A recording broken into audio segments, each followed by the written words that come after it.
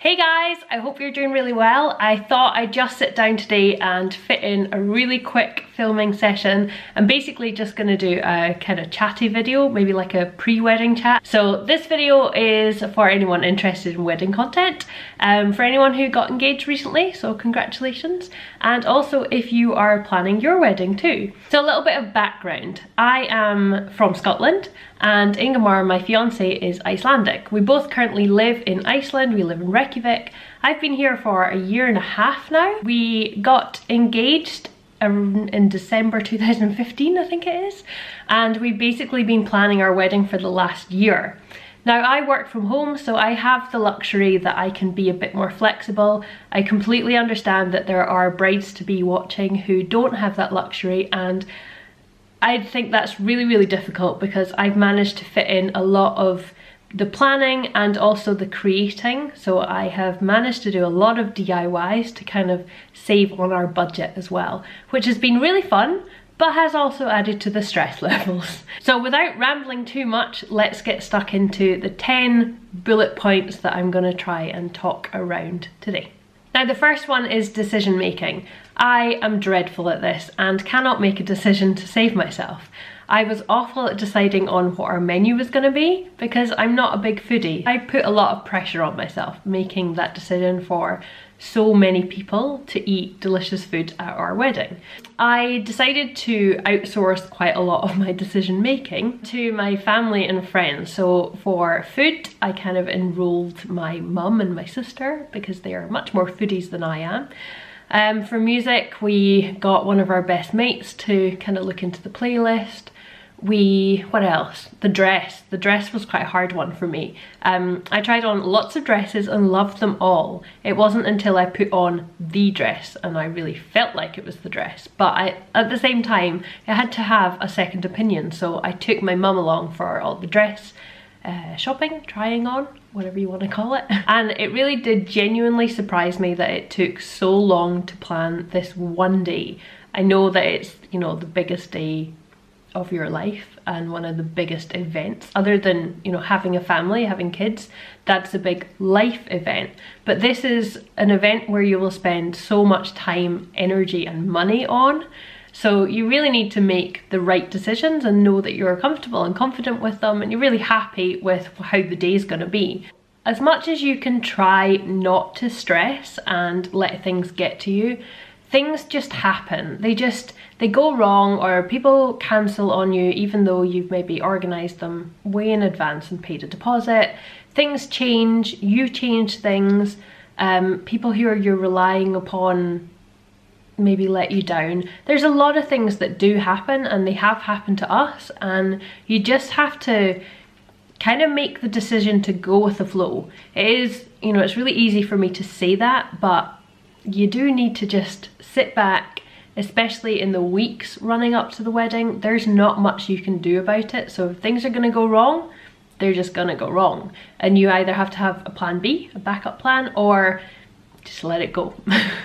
I haven't really been to that many weddings. I've been to a lot of Indian weddings, which is nothing like what our wedding is going to be. So it's really hard for me to imagine what it's actually going to be like, and especially imagine how we're going to feel on the day, and how, you know, how emotional we might be as well. Which I think that's what I'm more nervous about, is how emotional we're going to get and how we're going to actually pull it together to be able to say our vows and things like that, which is also really exciting. You have spent however many months, weeks, whatever it is, designing this day and imagining what it's going to be like. I was never the bride who already knew what she wanted on our wedding day, and when we got engaged it occurred to me I had to actually plan this whole wedding. And I didn't really know what I wanted. I had no idea of what my wedding would be like or look like or feel like. And so designing out this entire kind of dream wedding has been a bit of a challenge, but obviously a really enjoyable one as well. I'm kind of at the stage now where I don't want to think about it too much, think about how it all comes together, because that might set in a little bit of panic, but also I don't want to set too many expectations for myself.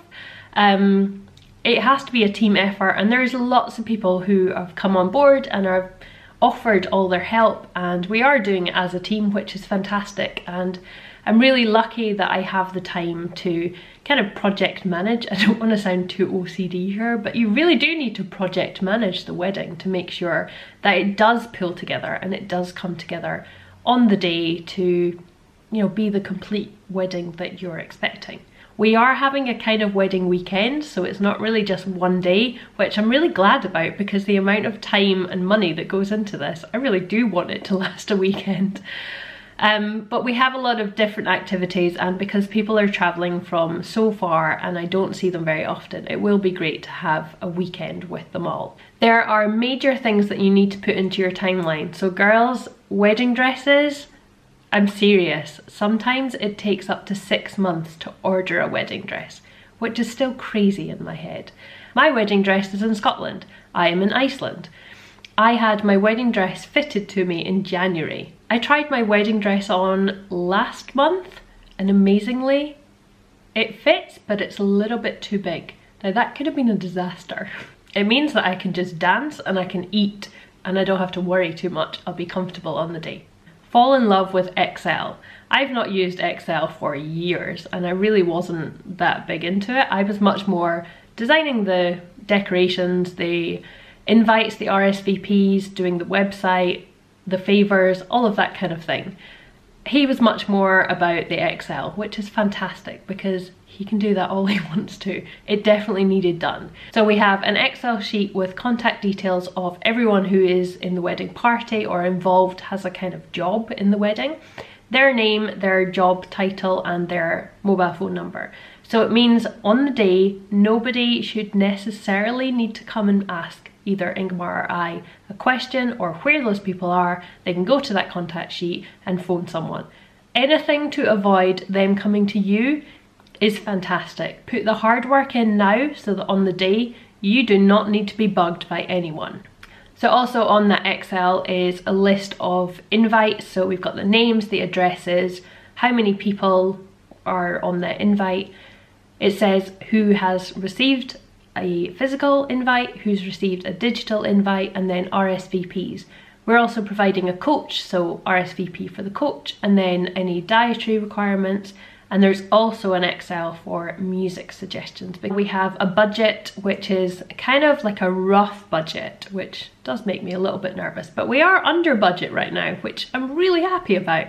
So we have the deposits, then we have the overall, and then we have what we have paid so far. So everything kind of in the run up to the wedding needs to all be paid off in full, other than I think the food. That's what's paid after the actual day. So it means that you have kind of peace of mind the weekend of the wedding because everything is paid up and you know that no one's gonna cancel on you, hopefully. There's lots of apps out on the market as well that you can kind of run budgets and timelines and they'll help you organize your wedding. We didn't bother with any of that kind of thing. We stuck with our Excel sheet, to-do lists on the phone. We shared a lot of documents on OneDrive and Ingmar even got into Pinterest. We have a list at the moment of photographs and that's what we're working on. So Ingmar is between his lunch breaks, he's kind of going through the list of photographs and I'll be updating them. We have a shared folder of the kind of style of photographs that we want so that the photographer gets an idea of the kind of vibe. And the last one is accommodation because we have guests actually staying in the house that we are getting married in. So we have accommodation for the wedding night, but also the wedding weekend as well. Entertainment for your wedding. There are so many things on offer these days. And you can get completely lost in all of these choices. This is where you need to be really good at making a decision and just stick to it.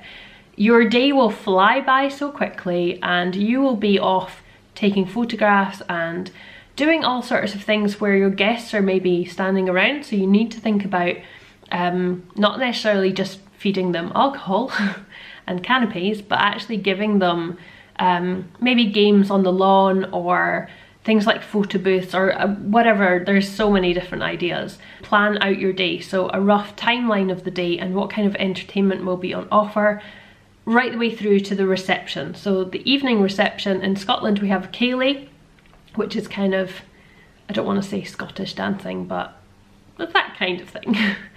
As far as we were concerned, we wanted to make sure we had our first dance We had some kind of traditional music, some fun music for all the guests to enjoy, from all different cultures that we have visiting, and also have the kind of traditional end Auld Lang Syne. So that will be the end of the wedding. That's horrible to think of already. The next thing is food. Now, I'm sure you're aware that this is a massive part of your budget.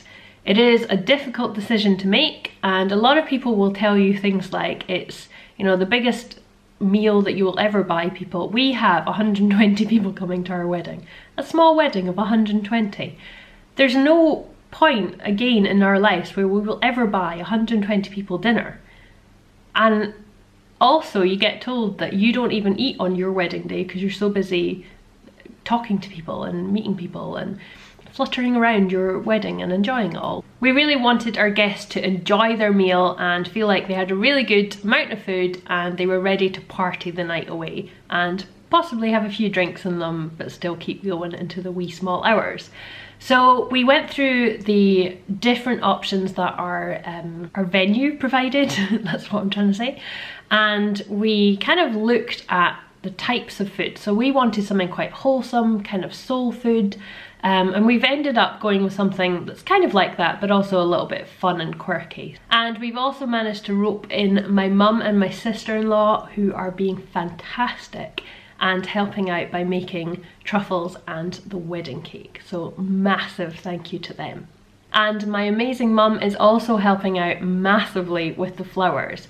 So we have decided to kind of go with quite a simple and maybe quite architectural type of greenery. Not necessarily flowers, but the flowers are quite cultural. So again, not giving the game away because I really don't want to reveal much before the big day. But if you aren't lucky enough to have someone who is skilled in flower arranging and knows what they're doing with flowers, then absolutely go to your local florist, take a picture of your dress and maybe your bridesmaid's dresses, or kind of the colour scheme of the wedding, and discuss what type of flowers that you would like and what type they suggest, because I don't know anything about flowers, but I do believe that there are a few that maybe won't last the whole day, will wilt, will shed too many petals. That's probably not even the right term, but you know what I mean. So definitely back on Pinterest, go and speak to all these people weeks before. You could also, because the minute that you say wedding to someone, the price doubles. So you could run the risk, if it's a bit of a low-key wedding, of maybe just going to the florist on the morning of, or getting someone to go for you and making up a bouquet, and then they probably wouldn't know it's for a wedding. I don't know, you could try it. I went to the site, to the venue, took a load of photographs and have made a couple of mock-up kind of photoshops of fireplaces, what else, like the buffet table, the entrance to the reception. So fingers crossed, on the day before the wedding we will have a load of people there who are eager to help out and can take these photoshops and just go off and create them with all of the boxes of balloons and all the flowers that we will have. So it's going to be really exciting. It will be a lot of work to get it pulled together, but yeah, it will just happen. Of course it will. The next one is maybe something I should have put earlier on in this video, but the venue and the date of your wedding. Now, as soon as you get engaged, this is the point where, especially in the UK, I don't know about the rest of the world, but this is the point where you need to go and get your venue and get a date. And because things do actually get booked a year in advance, then your date might not be available, so you have to be flexible and open to that.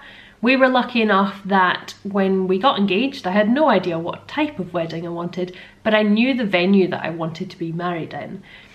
They offered us 2 dates and I literally just wrote down the one that I wanted and it looked good, so I went with that.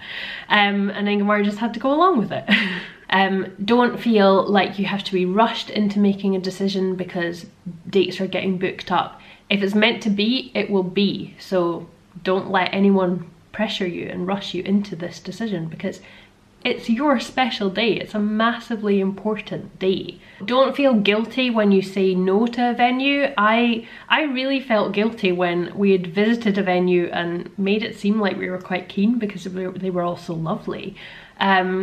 But then when they email you back to find out if you would like to hold a date in their diary, you do feel really guilty saying no, because it's not the place that you want to get married.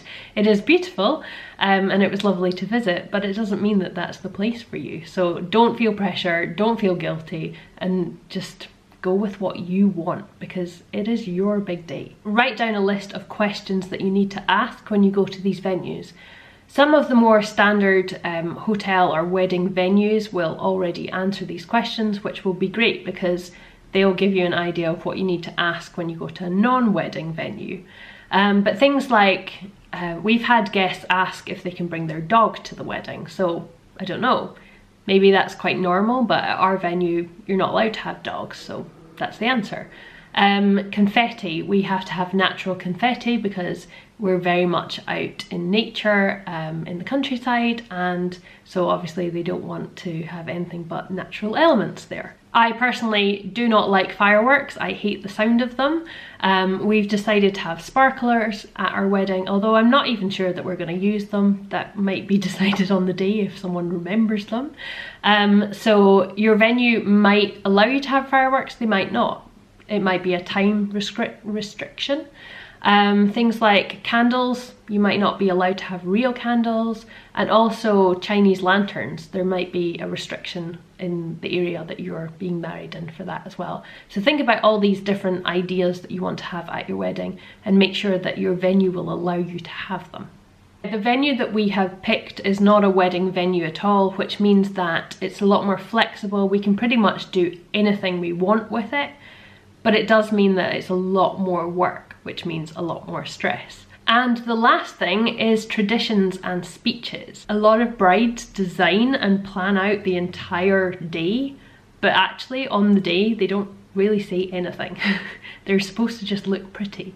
And the groom stands up and talks on behalf of them and says that we are very happy that you're here and we have planned and blah blah blah. This is no offence to Ingemar, he has done a massive part of this wedding, so I am very grateful of that, and I'm actually quite grateful that I don't have to make a speech, although I probably will end up saying something, knowing me. Ingemar and I sat down and planned out the entire day, from speeches, readings, vows, any kind of spoken element of the day basically, and how we wanted to incorporate traditions into it. Now there are loads of Scottish traditions for weddings. There are not that many Icelandic traditions. We have kind of resurrected an old tradition which we're going to be using in the actual ceremony after we have signed the vows, and so we have a little bit of Iceland in there, but we have quite a lot of Scotland coming through into the wedding. We are also trying to incorporate both languages into the day. I will not tell you too much about that, and I'm not going to be speaking Icelandic because we're definitely not at that stage yet. But it was important that we had both parts of us in the day, basically. But there are also conversations that you need to have with your partner, which can be quite difficult to have because you might have strong opinions on them, and they might be opinions that are maybe not from you, but more from your family or from elders in your family. This is just a general observation, so things like how religious the ceremony will be, or if it's going to be a humanist ceremony. We have opted for a religious ceremony but are not being married in a church. The minister is a family friend, so it's going to be relatively informal, but we are obviously taking it very seriously. So we're hoping that the ceremony will feel really close and kind of just about family. I mean, it's 120 people, but we do want it to just be a close group of friends and family that really do feel and share the love that we have and that we want to celebrate with them. So that's everything for this video. I hope you've enjoyed it. If you have any questions or comments, then pop them down in the comments below. You can also message me on Twitter. Make sure you're subscribed because it really helps support my channel, and if you want to see any wedding pictures, then head over to Layout Lines on Instagram. And I'll see you soon. Bye!